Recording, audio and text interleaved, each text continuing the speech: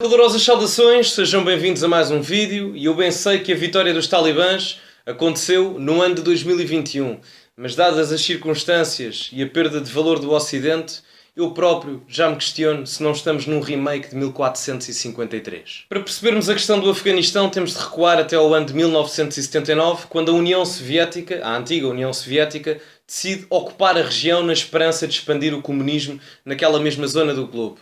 O problema para a União Soviética foi que os Estados Unidos decidiram também eles próprios ocupar a região na esperança de impedirem a expansão do comunismo naquela mesma região do Médio Oriente. E acabaram por consegui-lo, ou seja, evitar a expansão do comunismo, porque em 1989 a União Soviética sai daquela mesma região do Afeganistão, porque, enfim, estava praticamente em falência técnica, tanto que em 1991 a própria União Soviética implodiu completamente. No entanto, o clima de tensão continuou a fazer-se sentir, tanto que em 1992 existiu uma guerra civil entre os líderes tribais das tribos do próprio Afeganistão.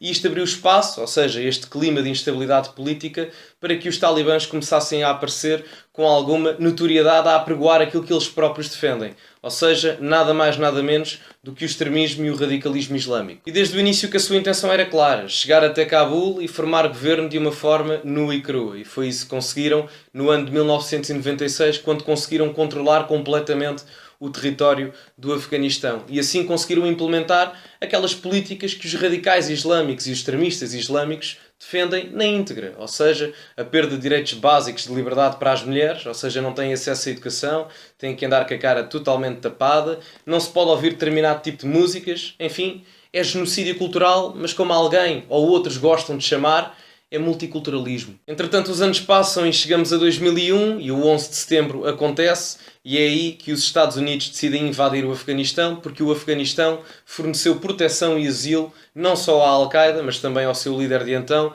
Osama Bin Laden. E a grande questão aqui é que os Estados Unidos, depois da invasão ao Afeganistão, conseguiram erradicar os talibãs em determinada parte da região e 3 anos depois conseguiram formar uma nova Constituição e dar algum sentido de democracia, embora com grandes pontos de corrupção, mas conseguiram dar algum senso de democracia àquilo que é o território do Afeganistão. Entretanto, passaram-se 20 anos e a derrota do Ocidente é extremamente visível. Mas o que é mais surpreendente para mim é a guerra dicotómica, clubística, em que se está a transformar este tipo de argumentação em termos políticos. De um lado, os azuis de Biden, do outro, os vermelhos de Trump, como se esta situação se resolvesse como um derby Sporting-Benfica. E a questão é que não é isso que vai acontecer. E, portanto, se queremos efetivamente acusar alguém em termos de culpa, então temos de recuar. Vamos até Barack Obama, se queremos falar em culpas. O primeiro a dar a ideia de que teríamos que retirar as tropas do Afeganistão. Passemos então as culpas também para Donald Trump em determinada parte, porque negociou as retiradas das tropas do Afeganistão. E passemos também as culpas para Joe Biden, porque o próprio Joe Biden foi aquele que executou a ideia de Obama e as negociações de Trump. É verdade que a execução de Biden não era propriamente igual às negociações de Trump, mas nenhum deles deixa de ter culpa no cartório. E o problema não é retirar as tropas do Afeganistão.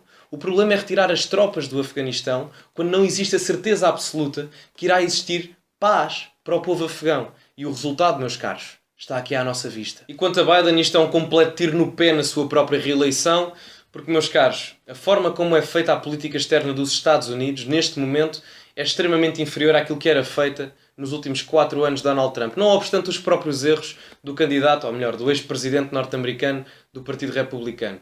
No entanto, a meu ver, se não existir uma recuperação económica em forma de V nos Estados Unidos nos próximos anos, então aí, sem sombra de dúvidas, a reeleição de Joe Biden torna-se cada vez mais difícil. E quanto àqueles que dizem para nós não nos preocuparmos, porque enfim, o Afeganistão está lá para o longe, para o Médio Oriente, lembrem-se, por favor, da crise migratória que isto vai gerar. Lembrem-se do ano 2015. Lembrem-se do acordo estabelecido entre a União Europeia e a Turquia para o recebimento de refugiados. E lembrem-se também que a questão do Afeganistão é transversal a outras questões de outros países. O Paquistão, país vizinho do Afeganistão, substancialmente ajudou os próprios talibãs. E, meus caros, há 9 países no mundo com armas nucleares. E o Paquistão é um deles. Mas a grande questão continua a manter-se. Porque é que o Ocidente continuou no Afeganistão mais de 10 anos após a morte de Osama Bin Laden? O objetivo era controlar o mercado da heroína para andar a fumar parpalhos com os mitras em Cabul? Era esse o objetivo?